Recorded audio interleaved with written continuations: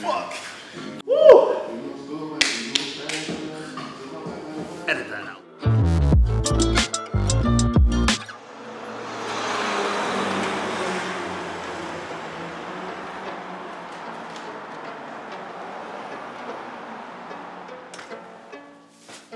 Hey guys, my name is Devhonte, and I'm competing at West Coast Trials March 30th and 31st. Looking to cash my ticket into ADCC Worlds 2024. Today, we're going to go through just training. I have PT and lifting as well later today, and probably will get some food at my favorite restaurant across the street.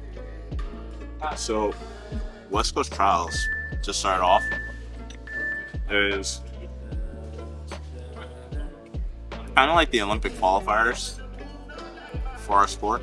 ADCC is like the Olympics of our sport, and they host these qualifiers.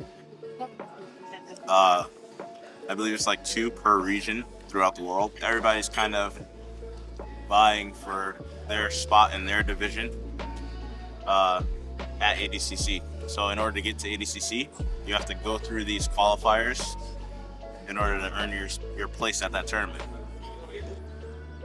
Lately, a lot of the people who have won like the trials at ADCC, they've also used the winning of said trials to like parlay themselves into other opportunities, like competing on events like Who's Number One, which honestly, in my opinion right now, Who's Number One is probably the biggest like grappling organization outside of the UFC Fight Pass, which is also something I'd also like to get onto the UFC Fight Pass as well.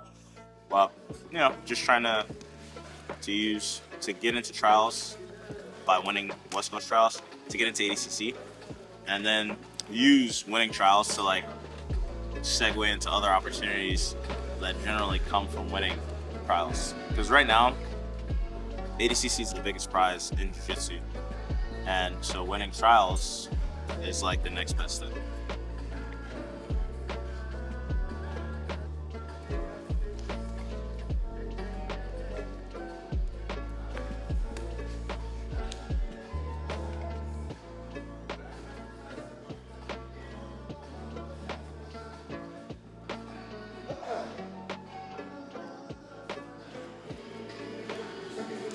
It's like rolling a fucking ox.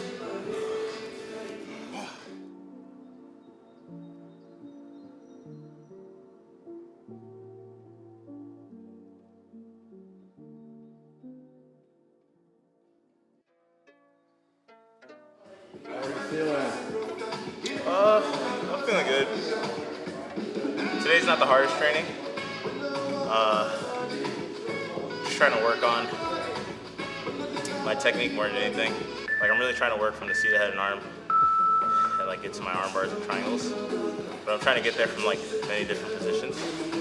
So, but I feel good today. So having a little bit of success.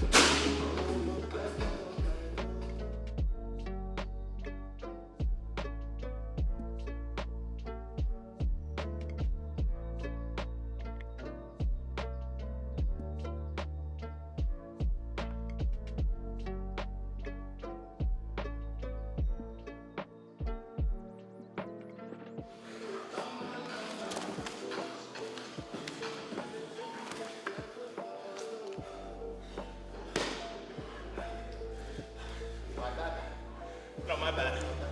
I should have known you were gonna explode. I saved it for like the last resort. No, that's fine. I have to account for it. My first, I think it was 2021 East Coast Trials. So, I fought Mason Fowler in the final, and we had a pretty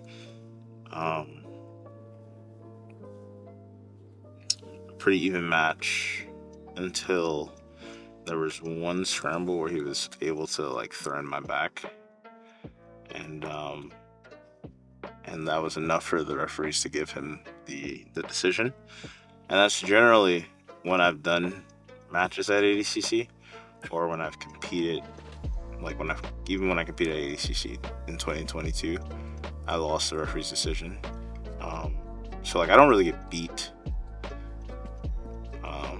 in terms of, I guess you could say, like my jiu-jitsu. It ends up being a situation where like the particular style or the tactics that my opponents use, it's kind of hard for me to like work my way around to like a situation where I am showing the referees that although there's not much jiu-jitsu being scored in this match, I'm the one pushing the pace or aggressing in the match. So I think about this. I've been thinking about it since last trials, because that's something that I talked about with one of the referees after my match. It was just like the amount of times I was like engaging and initiating the action as opposed to responding to the action. And I think that that's something that I want to work on moving into this next trial. So I wouldn't say I'm worried about it, but I'm conscious of it.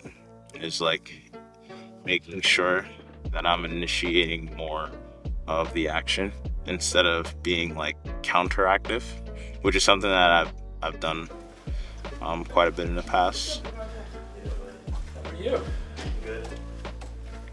So I fought Nogi Pans, and in my semifinals match, as I was taking the back, the knee kind of went a little bit, and I felt like, well, I heard the pop.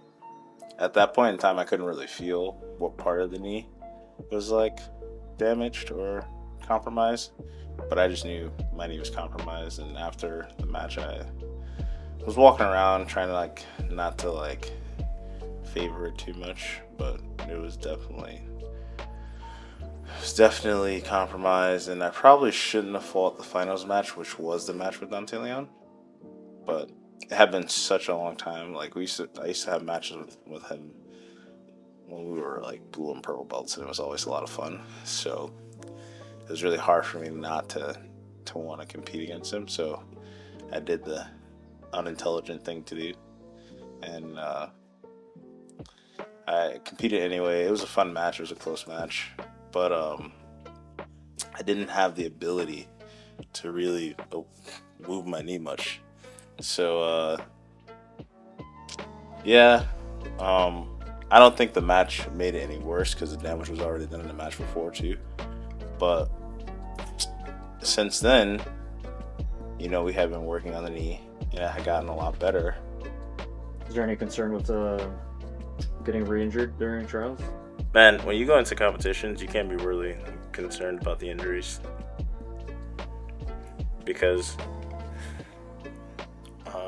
competing itself is just really hard. So if you have to go out there and worry about an injury, probably aren't going to be able to, you know, put as much of your focus into actually winning, because you'll be guarding and protecting yourself from like things getting worse. You know what I mean?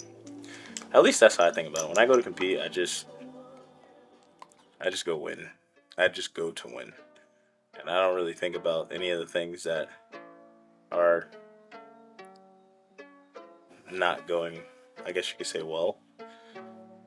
It just, like, that stuff kind of just becomes another obstacle you have to overcome, you know?